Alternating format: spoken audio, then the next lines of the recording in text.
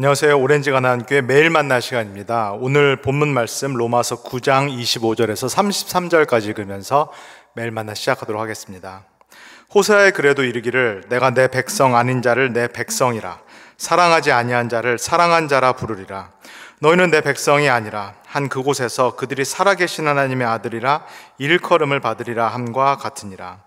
또 이사야가 이스라엘에 관하여 외치되 이스라엘 자손들의 수가 비록 바다의 모래 같을지라도 남은 자만 구원을 받으리니 주께서 땅 위에서 그 말씀을 이루고 속히 시행하시리라 하셨느니라.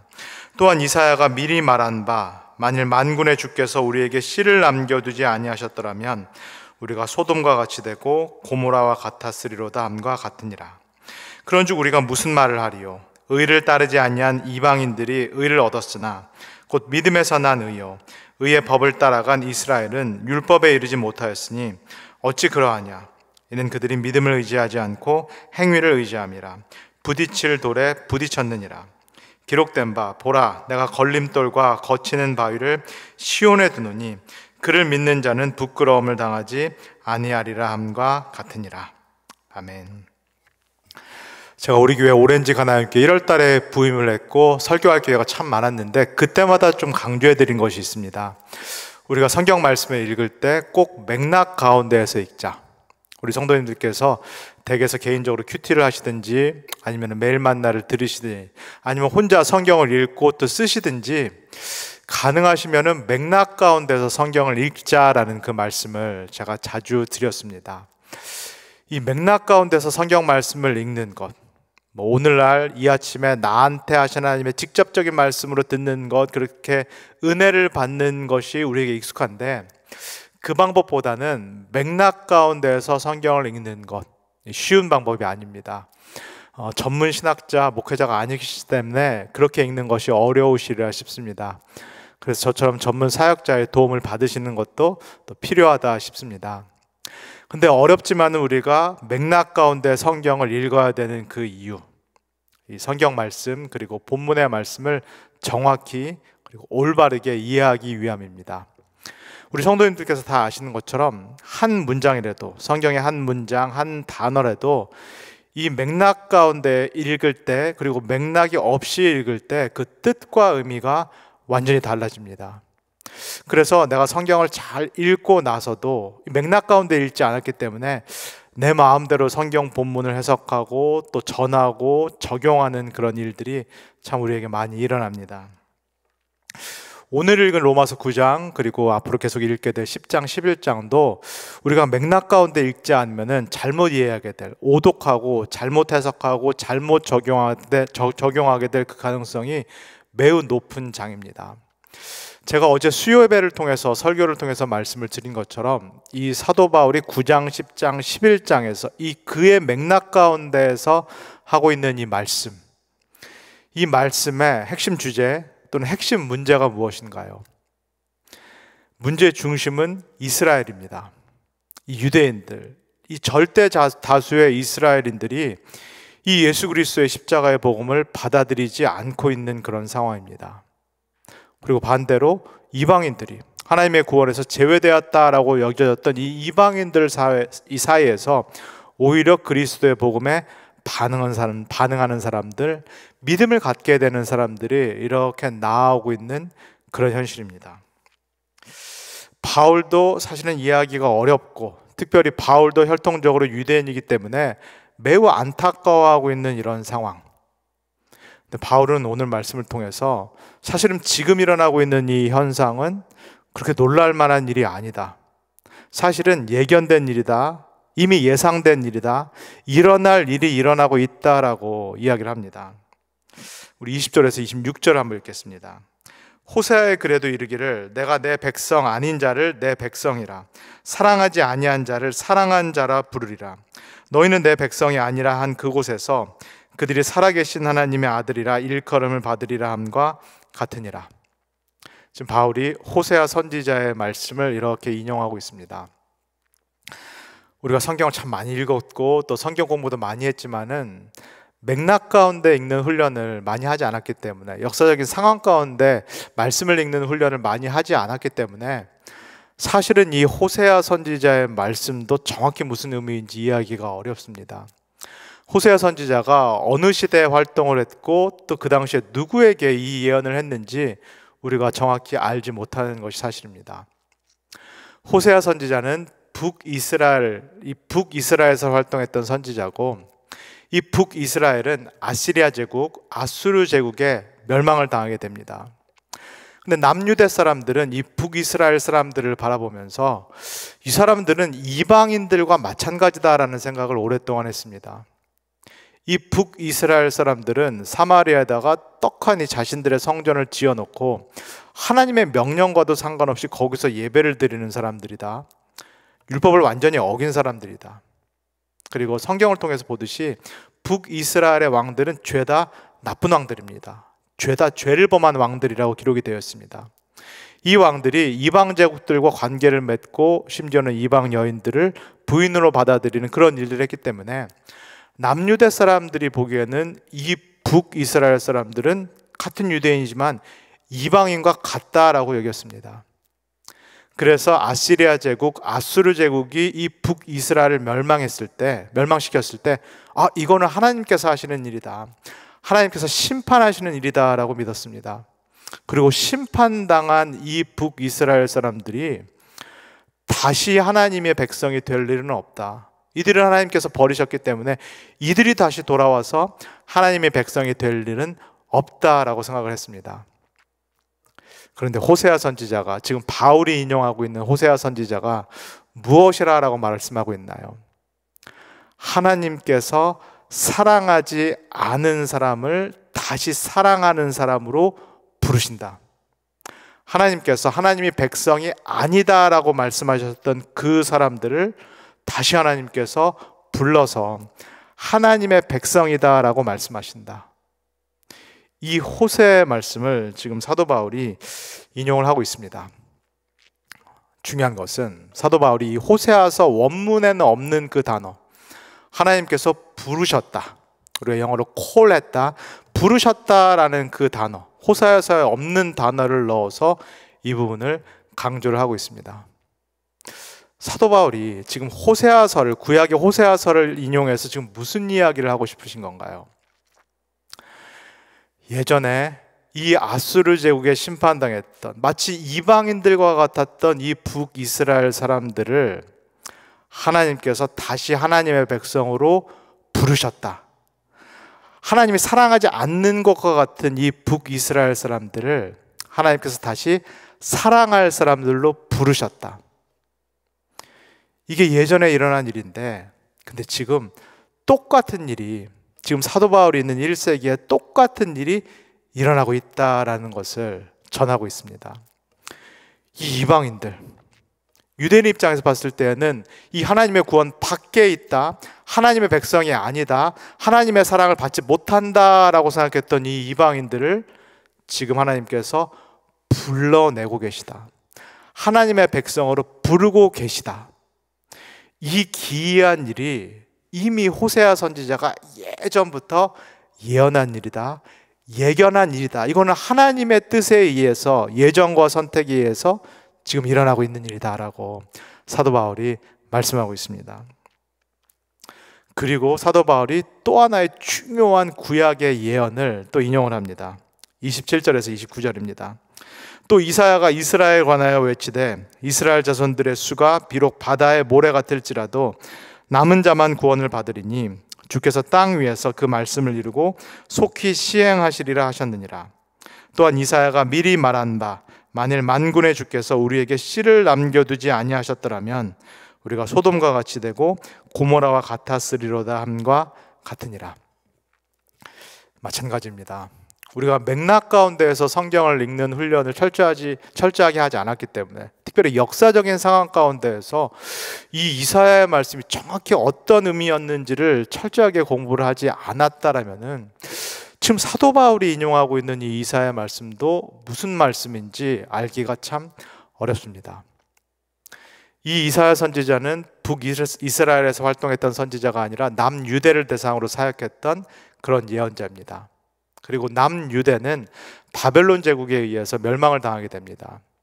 598년에 바벨론 제국이 이 많은 수의 이스라엘 백성들을 포로로 끌고 가기 시작합니다. 그리고 538년경에 이 바벨론 포로지에 끌려갔던 사람들 중에서 일부가 다시 고국으로 돌아옵니다. 먼저 끌려갔던 대다수의 사람들, 1세대 포로자들이 그 땅에서 대부분 죽었고, 매우 적은 숫자, 극소수의 남은 자들이 이제 고국으로 돌아옵니다. 점진적으로 돌아오기 시작하는데 약 5만 명가량의 사람들이 고국으로 돌아와서 우리가 아는 대로 느헤미야라든가 에스라와 같은 그 지도자들과 함께 성전을 재건하고 그리고 예루살렘 도시를 다시 세우는 그 일을 하게 됩니다. 여기서도 그러면 사도 바울이 왜 이 구약의 예언, 구약의 이야기를 다시 인용을 하는 것일까요? 지금 사도 바울이 경험하고 있는 이 일을 설명하기 위함입니다. 예전에 이 남유대 사람들이 바벨론 제국의 멸망을 당해서 식민 지배를 받았고 포로로 끌려갔었던 그 상황, 이 포로지에서 대다수의 유대인들은 죽었고 돌아오지 못했고, 그러나 극소수의 남은 사람들을 하나님께서 다시 돌려보냈다. 그리고 사도 바울이 표현하는 대로 이 극소수의 남은 자들이 하나님이 사용하시는 씨드다, 종자다. 하나님께서 이스라엘을 새롭게 하시기 위해서 이 남은 자들, 극소수의 포로에서 돌아온 사람들을 남겨두었고 지금 사용하고 계신다. 마찬가지로 지금 절대 다수의 유대인들이 예수 그리스도의 복음을 받아들이고 있지 않은데, 그럼에도 불구하고 사도 바울을 포함한 극소수의 사람들이 지금 복음을 받아들이고 이 영적인 이스라엘의 이 계보를 이어가고 있다. 과거에 그랬듯이 지금도 하나님께서는 이 남은 자들을 통해서, 혈통적으로 육신적으로 이 수많은 유대인들이 아니라 그 안에서 남은 자들을 통해서 하나님께서 역사하고 계시다. 그래서 절대 다수의 유대인들이 지금 복음을 받아들이지 않는 이 상황, 너무 이상하게 여길 필요 없다, 너무 놀랄 필요 없다. 이 일도 지금 하나님께서 당신의 뜻이 있기 때문에 하고 계신 일이다. 이 일마저도 하나님의 계획, 예정, 그리고 섭리 가운데 진행되고 있는 일이다라고 사도 바울이 말씀을 합니다. 그리고 그 다음에 나오는 이 30절부터 33절까지 9장의 내용은 사실은 이 앞부분에 연결된 내용이 아니라 뒤에 나오는 10장에 연결되는 내용입니다. 그래서 제가 내일 조금 더 자세하게 설명을 드리도록 하겠습니다. 오늘은 간단하게만 말씀을 나누겠습니다. 30절에서 31절입니다. 그런즉 우리가 무슨 말을 하리요? 의를 따르지 아니한 이방인들이 의를 얻었으니 곧 믿음에서 난 의요 의의 법을 따라간 이스라엘은 율법에 이르지 못하였으니. 이것도 마찬가지입니다. 우리가 맥락을 이해하지 못하면 이 구절도 그냥 읽어서는 전혀 무슨 이야기인지 알 수가 없습니다. 사도 바울이 지금까지 로마서를 통해서 말씀하고자 했던 그 맥락, 그 흐름을 이해하지 못하면 이 구절도 우리 마음대로 이해하거나 해석하게 될 그 가능성이 높습니다. 바울이 이렇게 말합니다. 이방인들이 지금까지 의를 따르고자 했으나 의를 얻지 못했다라고 이야기를 합니다. 이게 사도 바울의 로마서 맥락 가운데에서는 어떤 의미인가요? 이 이방 사람들이 이전까지 통째로 비윤리적으로 살았다라든가 비도덕적으로 살았다라는 이야기가 절대 아닙니다.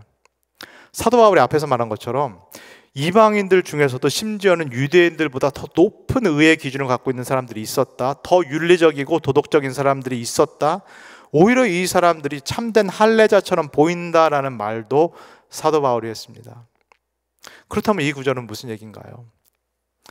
이전까지 이 이방인들이 하나님께 나아갈, 그래서 하나님으로부터 의롭다 여기심을 받을 그 길, 그 문이 닫혀 있었다라는 이야기입니다. 의를 이방인들도 얻고자 했으나, 하나님으로부터 의롭다 여김을 받고자 했으나 그 길이, 그 방법이, 그 문이 지금까지 닫혀 있었다라는 얘기입니다. 그런데 이제 새로운 시대가 왔고 그리고 이 새로운 시대에는 이 이방인들에게도 하나님의 의를 따를 수 있는, 또는 하나님의 의를 얻을 수 있는 전에 없었던 새로운 문, 새로운 길이 열렸다라고 사도 바울이 선포합니다. 그 문, 그 길이 무엇인가요? 누구신가요? 예수 그리스도입니다.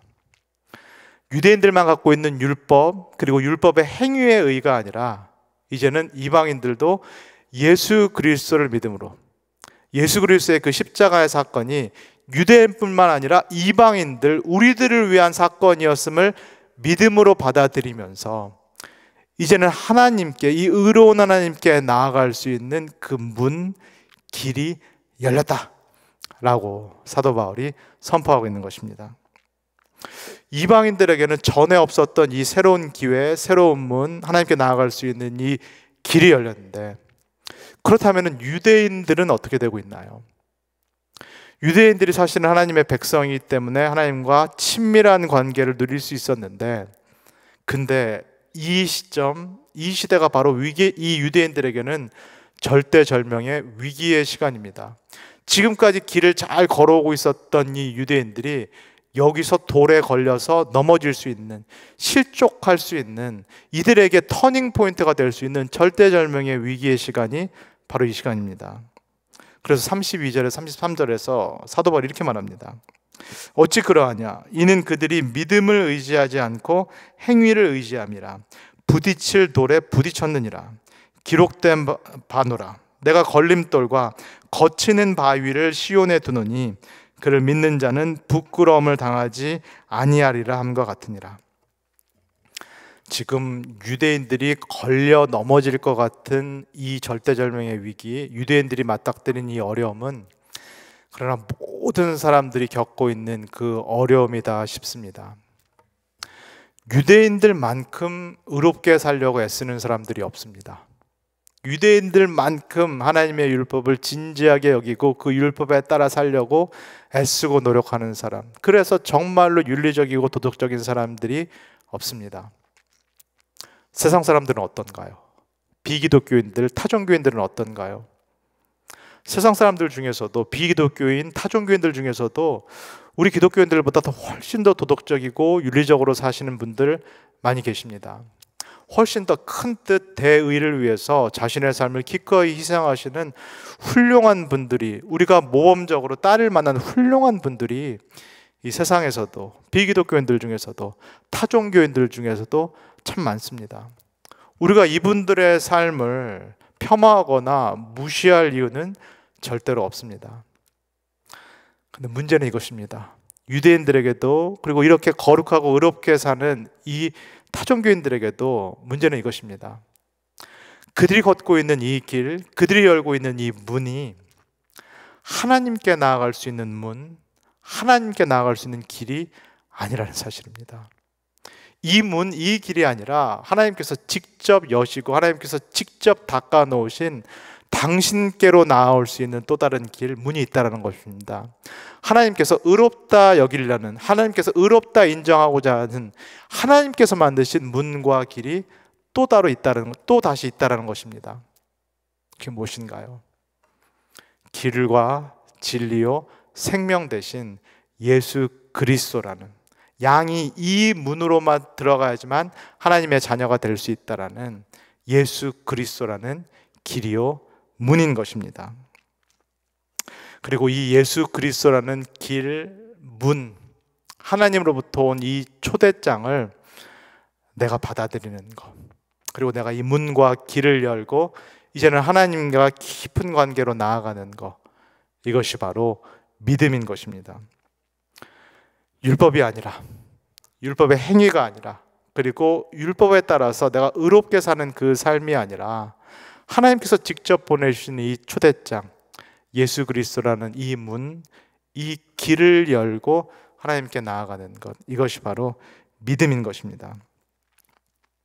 이 매일 만나를 들으시는 우리 성도님들, 이미 이 초대장을 받으셨는지요?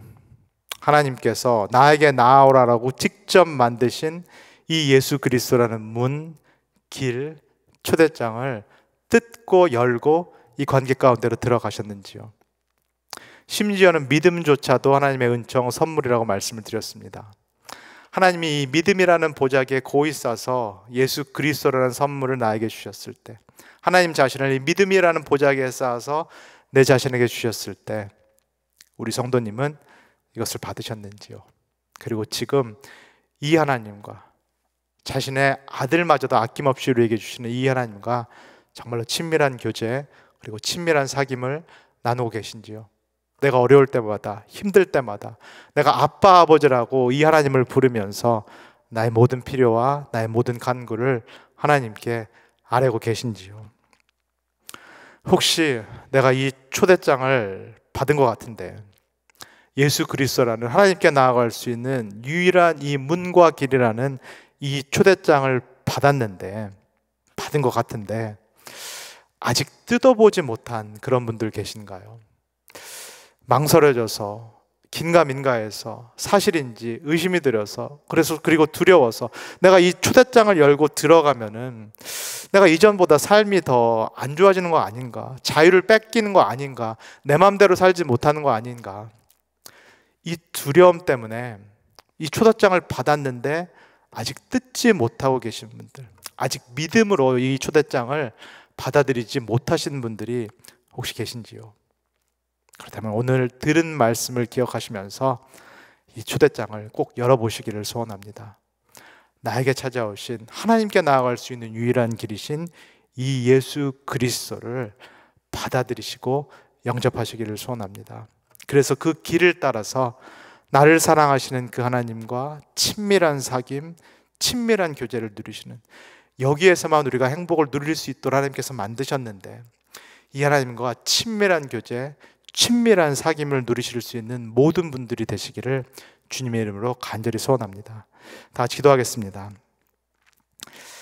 사랑의 주님, 1세기에 사도 바울이 로마서의 편지를 쓰고 있는 이 시대에 새로운 시대가 도래했고 새로운 길, 새로운 문이 주어졌음을 다시 한번 깨닫고 보게 됩니다.